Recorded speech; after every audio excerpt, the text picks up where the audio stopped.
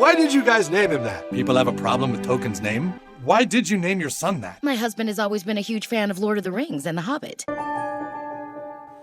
Nerdrotic.com. I might have made a video or two on the subject of The Lord of the Rings on Prime possibly being a giant global woke disaster. And, well, that seems to be confirmed today. So, since I'm not the kind of person who says, I told you so, please cue Razor Fist. Fuck you, I was right. Fuck you, I was right. Fuck you, I was right. Amazon's Lord of the Rings series rises inside the Rings of Power. One show to rule them all. The first look at the billion-dollar saga set thousands of years before J.R.R. Tolkien's legendary trilogy. And what we have confirmed here is tokenized Tolkien. Remember when I joked about War Galadriel? Well, here she is. Galadriel's world is a raging sea far from the wise, ethereal elven queen that Cate Blanchett brought to Peter Jackson's acclaimed films. You know, the one that was way more accurate to the actual Galadriel. The Galadriel played by Morfydd Clark in Amazon's upcoming series, The Lord of the Rings, The Rings of Power, is thousands of years younger, as angry and brash as she is clever and certain that evil is looming closer than anyone realizes. I completely agree with that, and its name is Amazon, owned by Jeff Bezos.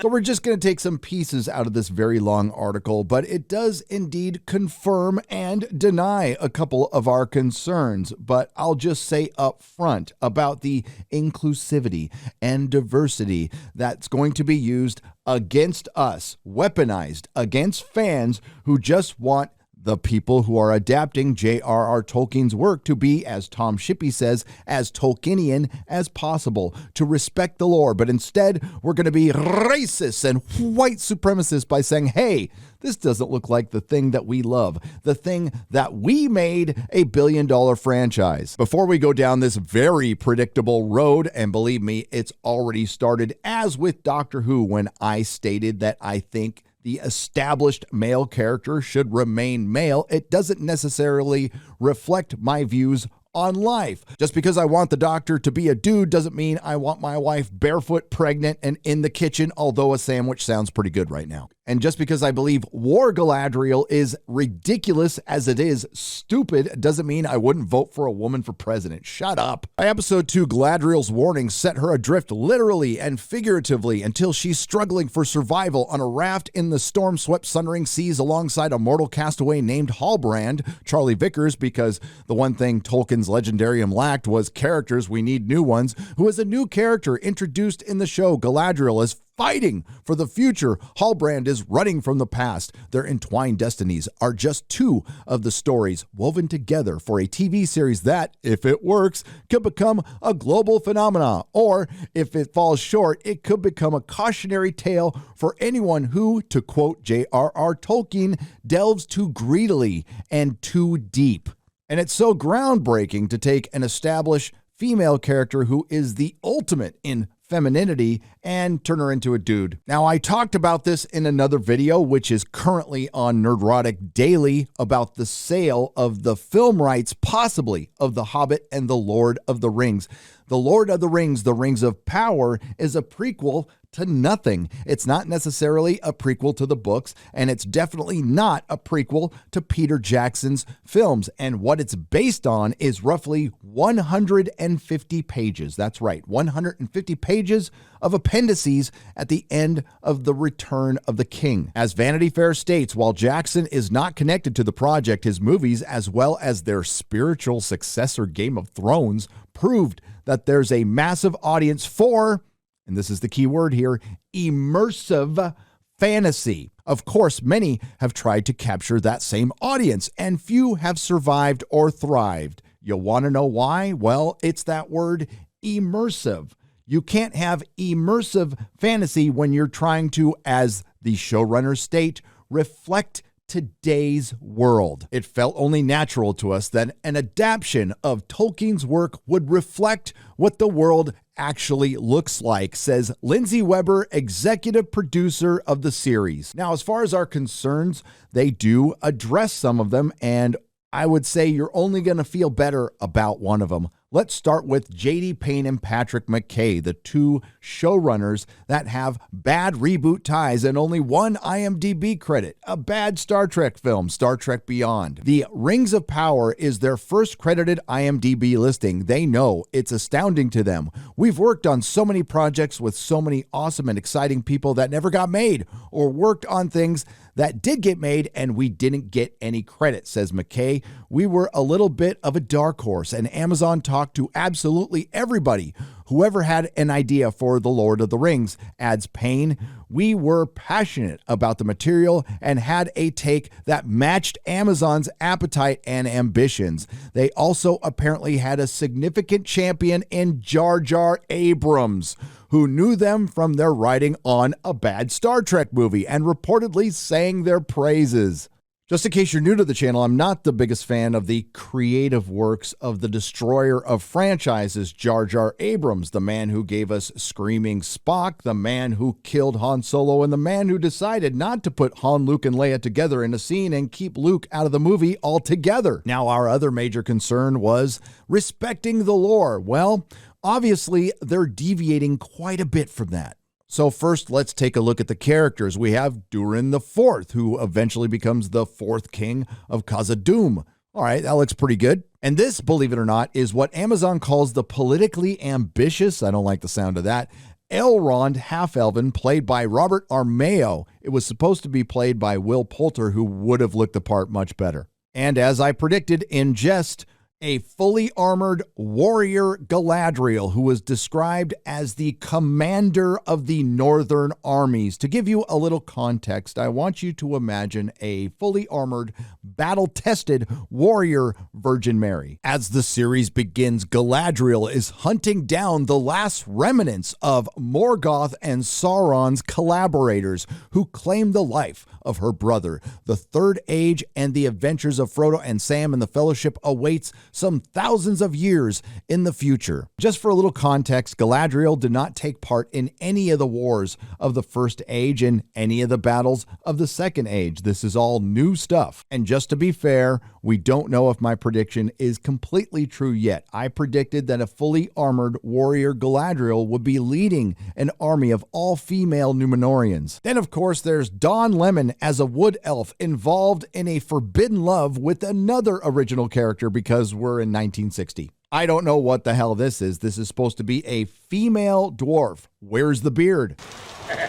Dwarf women's role in society. Dwarves wanted their women to be protected from the other races, and they usually kept them concealed inside their mountain halls. They seldom traveled in the outside world, only in great need, and when they did, they dressed as men with similar voice and appearance as male dwarves. Even when they are rarely seen, they are usually mistaken for a male. All dwarves have beards from the beginning of their lives. I'm thinking you missed a great opportunity here. Daddy, chill.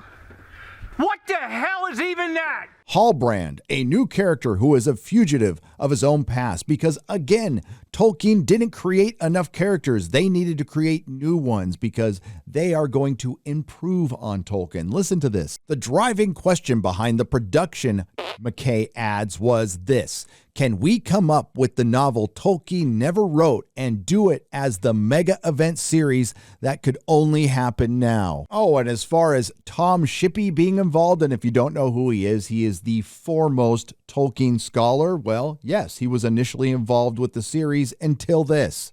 Tom Shippey gave an apparently unsanctioned interview to a German fan site that July, opining on what the show can and cannot explore.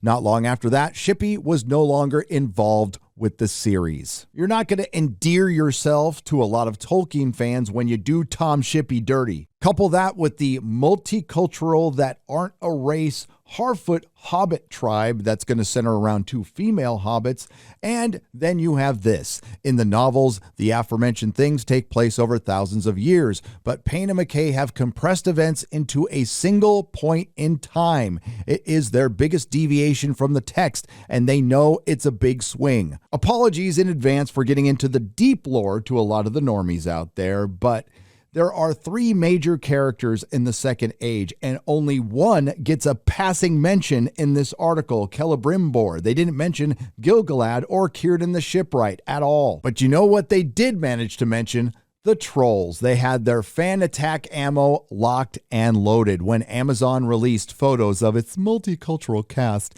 Even without character names or plot details, the studio endured a reflexive attack from trolls, the anonymous online kind, the kind you can ignore, but instead they like to conflate with legitimate criticism. I talked about this in my G4 video. It's the art of fan blaming. Obviously, there was going to be a push and a backlash, says Tolkien scholar Mariana Rios Maldonado. I hope she didn't self-label, and far be it from me to question her scholarship. But the question is, from whom?